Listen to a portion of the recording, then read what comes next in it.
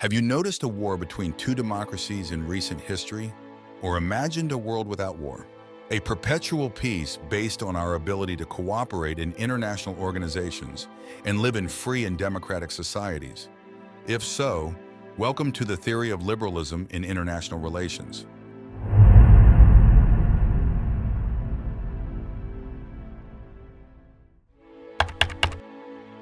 Theory of liberalism is one of the biggest and most influential academic theories in the field of international relations, offering a more optimistic worldview than its main counterpart, realism.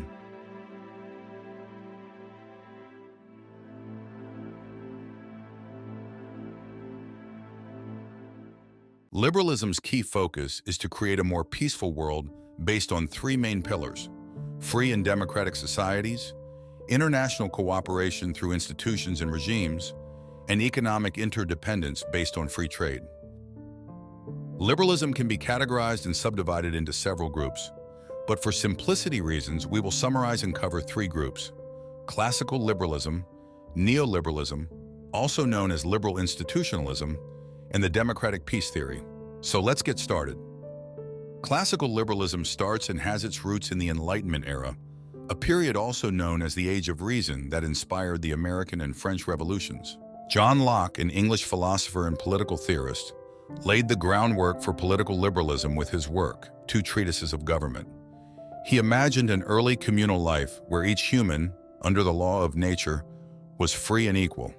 According to Locke, the enforcement of this law of nature was transferred through consent and a social contract where all humans have natural rights to life, liberty, and property. Concluding that there isn't an explicit divine right of kings to rule, and if rulers don't protect these rights, people can remove them, even by force. This desire for greater freedom spilled over into the field of economics, which at the time was dominated by mercantilism and viewed as a zero-sum game. But these practices were challenged by economists like Adam Smith, David Ricardo, and by a new economic doctrine called laissez-faire. It was the famous Scottish economist Adam Smith who made it popular with his influential book, The Wealth of Nations.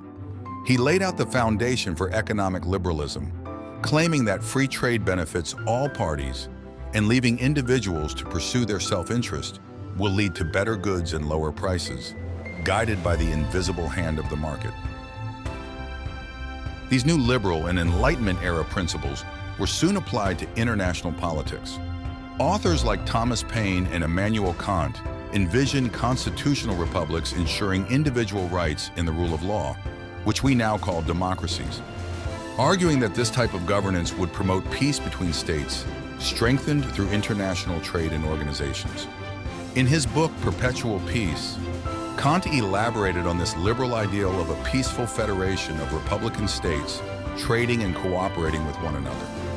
Although Kant was confident that the world could get toward perpetual peace, he saw it as a slow and evolutionary process. Soon afterwards, in the 19th century, a strong movement known as liberal internationalism emerged, which was shattered by the horrors of World War I. The response of liberal internationalists to World War I was American President Woodrow Wilson's 14 Points of Peace, which should have been the guidebook on how to prevent such horrific wars in the future.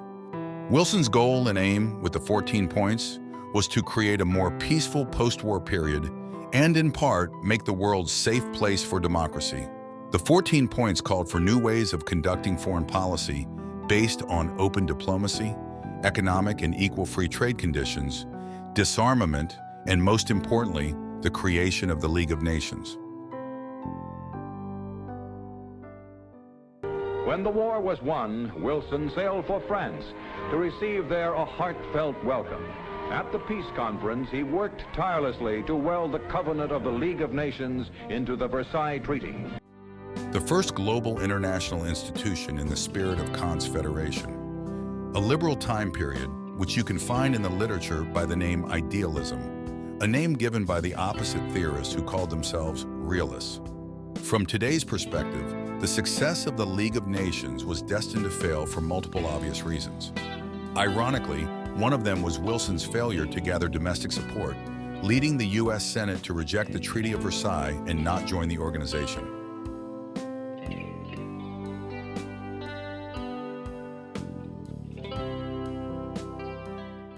In the interwar period, there was a breakdown of the League of Nations, coupled with the rise of aggressive dictatorships, resulting in the onset of World War II. Understandably, World War II sparked great skepticism in liberalism principles, and the field was dominated by the theory of realism, which emerged as the dominant study in the Cold War period.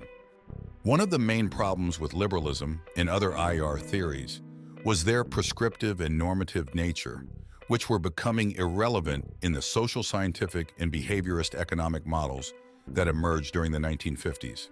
It was realism's revival in the 1970s towards a more systemic theory approach, called Neoliberalism, that eventually sparked new life into liberalism, making a response with a new direction called Neoliberalism.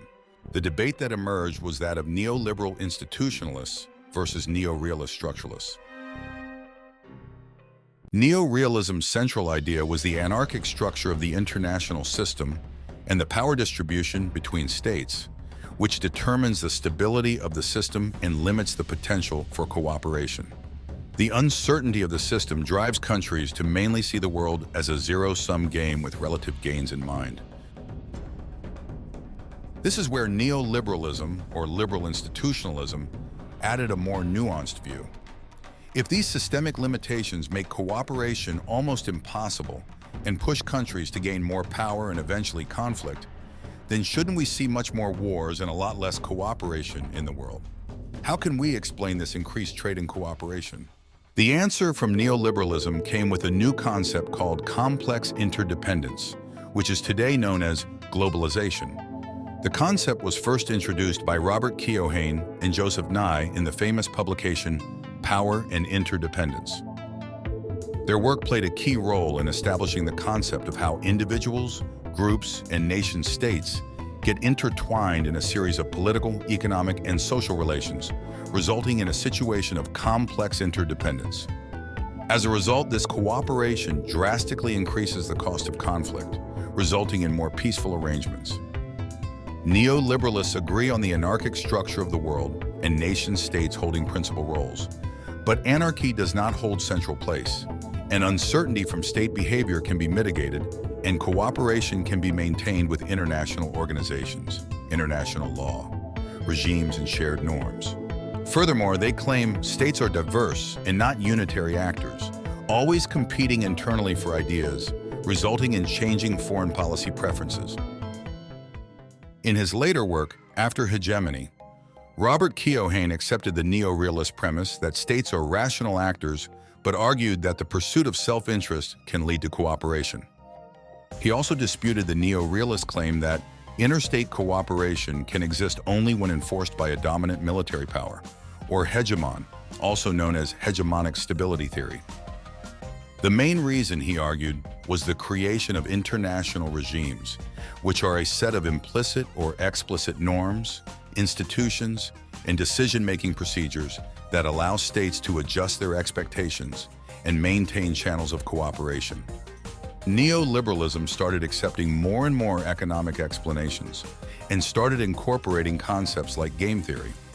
Important work on this topic was Robert Axelrod's Evolution of Cooperation, exploring the question of how cooperation emerges in a world of self-interested individuals without a central authority.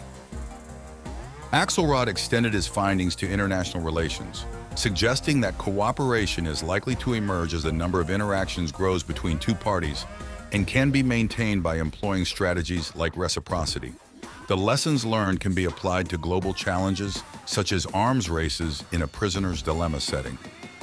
So in this context, neoliberalism aimed to show that cooperation is not only possible, but also effective, and to explain the growing interconnected world that was emerging by countries focusing on absolute gains. Внимание, внимание! Внимание, внимание! Городской совет народных депутатов сообщает, что в связи с аварией на Чернобыльской атомной электростанции... Sometimes history takes an unexpected turn, and something almost impossible can happen, especially if you only look at the world as a realist. The stability of the bipolar structuralism was ended by the internal implosion of the Soviet Union. One of realism's central aspects is the notion of power, or to be precise, hard power, which implies military, economic, and population capabilities. So how can it be that the Soviet Union lost without firing a single bullet? We can find the answer in a new concept called soft power, popularized by Joseph Nye in his book, The Changing Nature of American Power, which added a new and influential perspective to the theory. Soft power refers to the ability of a country to influence others through attraction and persuasion rather than coercion or force. It's differentiated from hard power behavior based on the coercion element. Hard power is push, soft power is pull. In this sense, soft power operates through cultural, ideological, and institutional means. The Soviet Union lost the Cold War because it was defeated in the War of Ideas.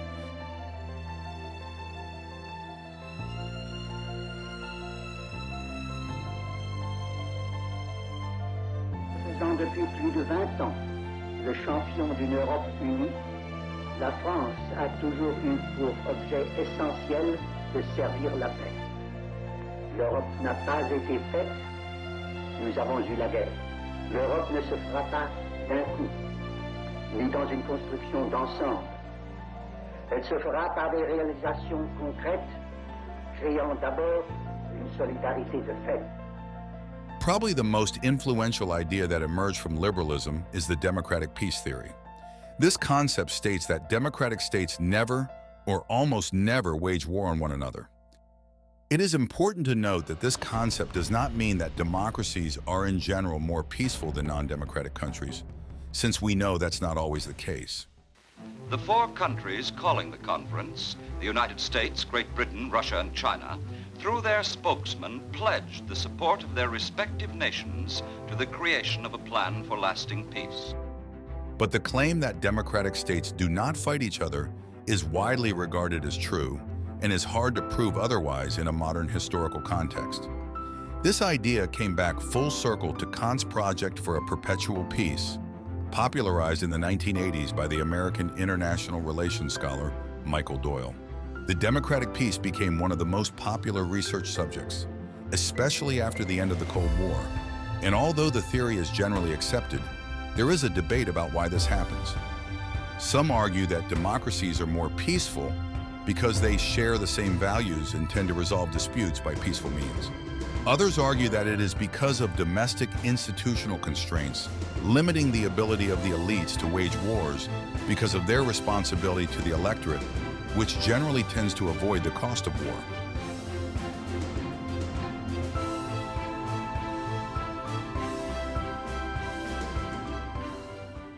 Liberalism's main assumptions are not purely academic, as they are translated into real-life foreign policy, such as the post-Cold War democratization of Eastern Europe.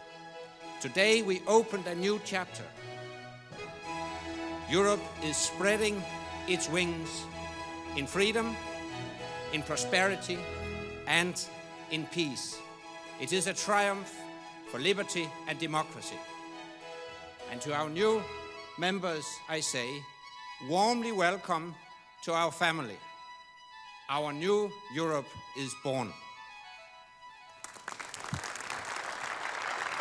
Or in totally contradictory policies like the invasion of Iraq, which took democratic peace theory as its academic support. A war that inevitably failed because of the forced nature of invading a foreign country and the lack of American soft power in the region. In that same logic, China's rise to a dominant superpower can prove limiting if it's only based on hard power, excluding the concept of soft power in its foreign affairs approach. Now that we have laid out the main concepts, we can easily identify the relevance of liberalism. Almost nobody can deny today's complex interdependence and globalization. The cooperation between states is embedded in an incredible number of growing regimes and institutions, like the United Nations and the European Union. The military aspect in competition between democracies has taken a back seat. Democracies do not go to war with one another, and foreign policy is more and more based on the concept of soft power. As we similarly mentioned before for realism theory, the same is true for liberalism. Every theory has its limitations in explaining the complex world of international relations, and it is important to always have a nuanced and educated view. If you liked our video, make sure to subscribe to our channel, Leave a comment if we missed some important points and share it with your friends. We'll see you in the next video.